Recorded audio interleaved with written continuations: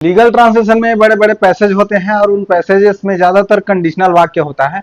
और कंडीशनल वाक्य ऐसा होता है, बहुत लंबा लंबा होता है, उसमें कहाँ वर्ब है, कहाँ सब्जेक्ट है, कहाँ ऑब्जेक्ट है, ढूंढना थोड़ा मुश्किल होता है।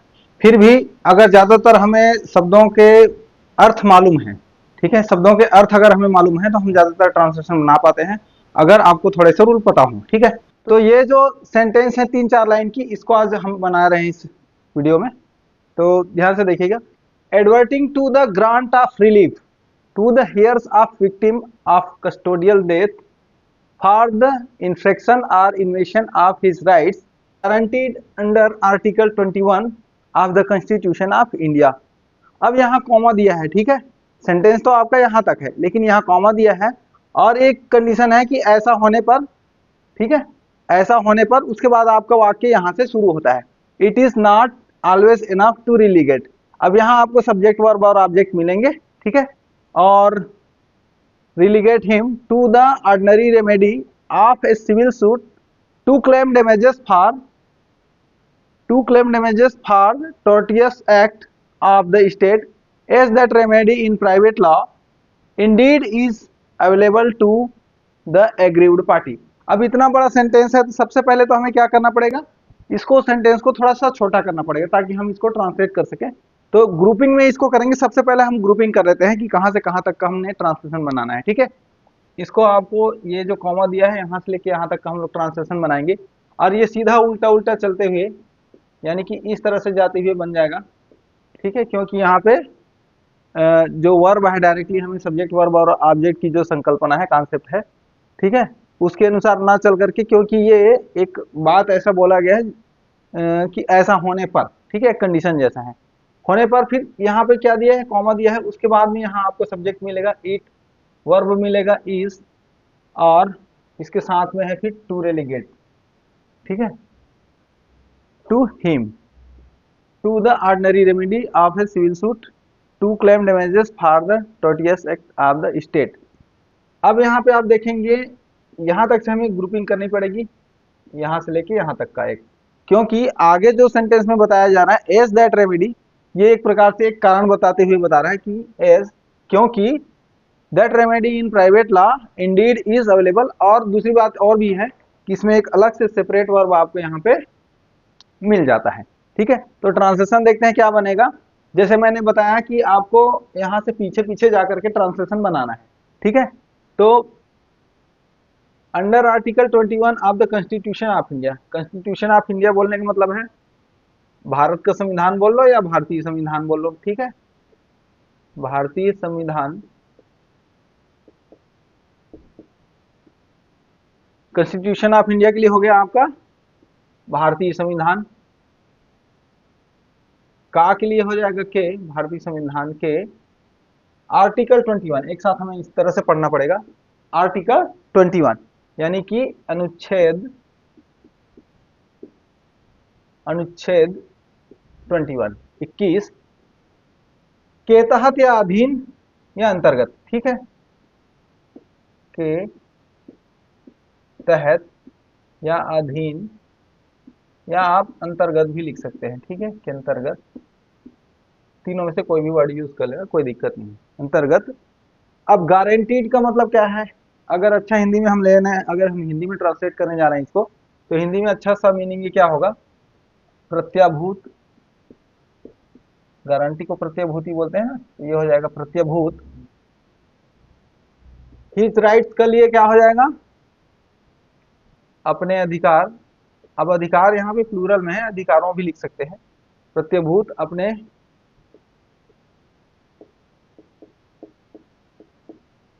अधिकारों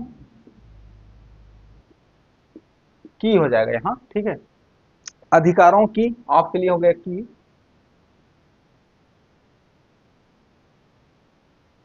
क्योंकि दो बात बताया है तो की नहीं, फिर के हो जाएगा, ठीक है, दो बातें इसके पहले बताई गई हैं, कौन कौन सी, अधिकारों के, एक हो गया इन्फेक्शन। अब इसका वर्ड मीनिंग जानना बहुत जरूरी है ना, दो हार्ड वर्ड दे दिया, इन्फेक्शन, इन्फेक्शन का मतलब होता है व्यतिक्रमण, व्यतिक्रमण, ठीक है, या आप डेविएशन भी बोल सकते हैं इसको, यानी कि जो होना चाहिए वो ना होकर के कुछ और होना, ठीक है, तो इसको इन्फ्रैक्शन या डेविएशन, या हिंदी में हम इसको व्यतिक्रमण या अतिक्रमण भी आप बोल सकते हैं। और इन्वेशन का मतलब होता है, पहली वाली बात हमने पहले लिखी, दूसरी वाली बात हमने दूसरी बार लिखी, ठीक है। अधिकारों के व्यतिक्रमण या आक्रमण, इन्वेशन का मतलब तो होता है आक्रमण, ठीक है, तो हम आक्रमण ही यूज करेंगे। ये दोनों बातें आ गई। फॉर के लिए आ जाएगा के लिए, के लिए कस्टोडियल डेथ, कस्टोडियल डेथ यानी कस्टडी का मतलब क्या होता है, अभिरक्षा, ठीक है, अभिरक्षा या हिरासत में या हवालात में, इतना समझ लीजिए। आक्रमण के लिए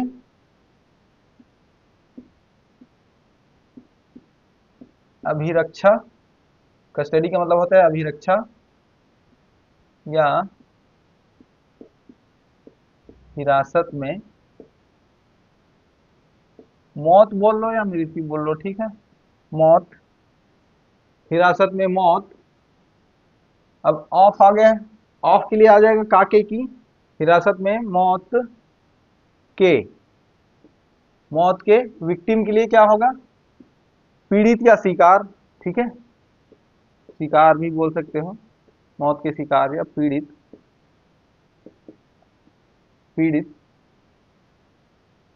अब पीड़ित के क्या, पीड़ित के फिर से ऑफ आ गया तो का के की, पीड़ित के हेयर्स, हेयर्स का मतलब क्या है, उत्तराधिकारियों, है ना, उत्तराधिकारियों, प्लूरल में है तो उत्तराधिकारियों हो जाएगा। उत्तराधिकारियों के ग्रांट ऑफ रिलीफ, अब टू द हेयर्स बोला है तो उत्तराधिकारियों को हो जाएगा, ठीक है। ग्रांट ऑफ रिलीफ यानी कि रिलीफ का मतलब हो जाएगा क्या, राहत, और ग्रांट का मतलब हो जाता है क्या, देना या अनुदान, ठीक है। उत्तराधिकारियों को राहत अनुदान भी आप लिख सकते हैं यहाँ, राहत अनुदान, या आप ऐसे लिख सकते हैं राहत प्रदान करने के लिए, या आप लिख सकते हैं राहत प्रदान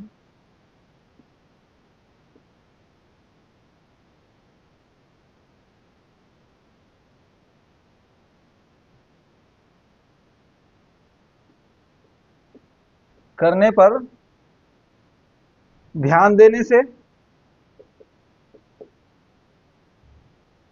ध्यान देने से, या उसके के संबंध में भी आप लिख सकते हैं, ठीक है, के संबंध में, ध्यान देने पर या उसके संबंध में। क्या है फिर, कॉमा करके आगे दिया है। अब हम यहां से लेके हम पूरा पीछे पीछे गए इस तरह से, ठीक है, जो बात इन्होंने बताया था, कंडीशन जो उन्होंने बताया था, हमने पूरा ट्रांसलेट कर लिया इस तरह से। अब उसके बाद में यहाँ जो सेंटेंस है, यहाँ सब्जेक्ट वर्ब और ऑब्जेक्ट तीनों चीज यहाँ पे आपको मिलेगा। सब्जेक्ट के रूप में क्या आएगा, प्रोनाउन आएगा इट, देने के संबंध में। It is not always enough, इसका मतलब क्या है, यह हमेशा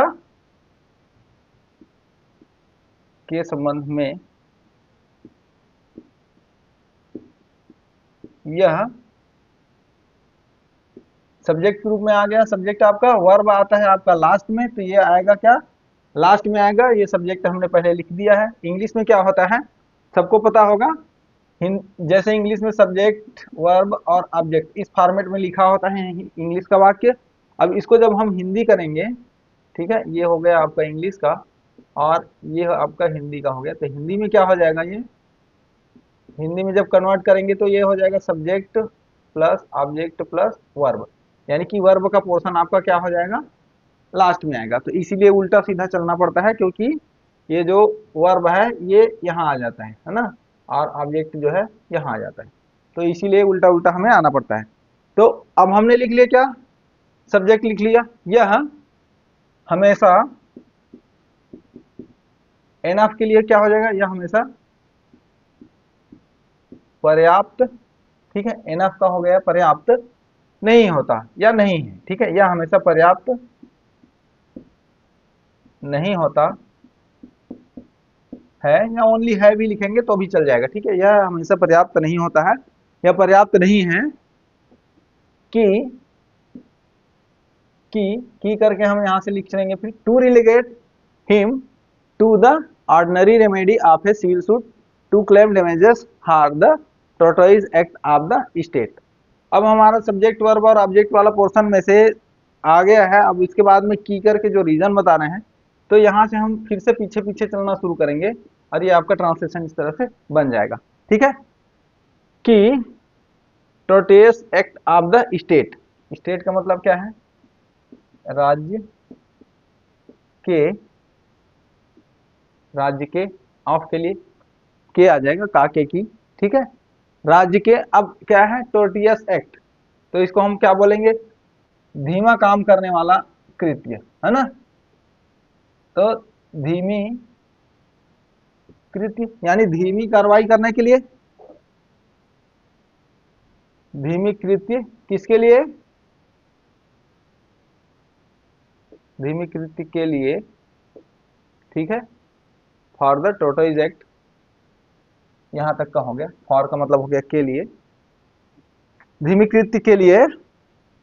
अब क्या करने, टू क्लेम डैमेजेस, डैमेजेस का मतलब क्या है, क्लेम डैमेजेस, भरपाई करने, हानि का भरपाई करने का दावा, है ना, के लिए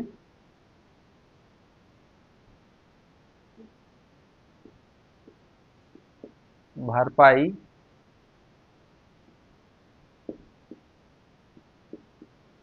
अच्छा भरपाई के साथ में आप हर्जाना भी लिख सकते हो, है ना, भरपाई के लिए दावा, या आप इसको हर्जाना भी लिख सकते हो, ठीक है, हर्जाना भी आप यहाँ कर सकते हो, जो डैमेज के बदले में मिलता है। तो भरपाई के लिए दावा या हर्जाना, दावा करने के लिए, टू क्लेम बोला है तो दावा करने के लिए, इस टू का मतलब हो गया, टू क्लेम का मतलब है करने के लिए, दावा करने के लिए, सिविल सूट,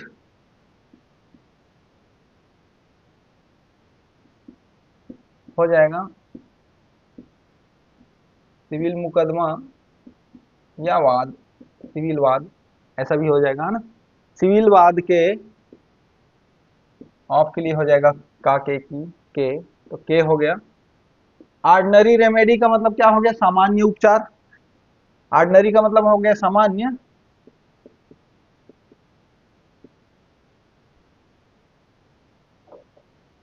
और रेमेडी का मतलब हो गया उपचार या उपाय, ठीक है, उपचार या उपाय भी लिख सकते हैं। पर उसे क्या कर दिया जाए, टू रिलीगेट, यानी कि छोड़ दिया जाए, ठीक, यहां तक का हो गया। अब जैसे मैंने बताया था नेक्स्ट ग्रुपिंग में आएंगे एज दैट रेमेडी, क्योंकि इस पोर्शन में भी आपका वर्ब है, और एज दैट बोलने का मतलब है क्योंकि, क्योंकि एज के लिए हो जाएगा क्योंकि, या जैसे, क्योंकि that remedy in private law indeed is available to the aggrieved party. That remedy का मतलब क्या है, वह उपचार, क्योंकि वह उपचार या उपाय, क्योंकि वह उपचार या उपाय इन प्राइवेट लॉ, इन प्राइवेट लॉ यानी कि निजी कानून में या विधि में, ठीक है, निजी कानून में या विधि में, इंडीड का मतलब क्या है, सचमुच या वास्तव में, सचमुच भी लिख सकते हो या वास्तव में भी लिख सकते हो, वास्तव में। अब आपका वर्ब आ जाएगा सबसे लास्ट में, ठीक है, is available to the aggrieved party, वास्तव में एग्रीव्ड, एग्रीव्ड पार्टी का मतलब क्या है, क्षुब्ध बोलते हैं ना, क्षुब्ध या असंतुष्ट भी बोल सकते हैं, लेकिन आपका जो कोर्ट है, कोर्ट में यही चलता है, क्षुब्ध, क्षुब्ध या असंतुष्ट, लेकिन अगर आप ऐसा भी लिख देते हैं असंतुष्ट पार्टी के लिए हो जाएगा क्या, पक्ष, असंतुष्ट पक्ष के लिए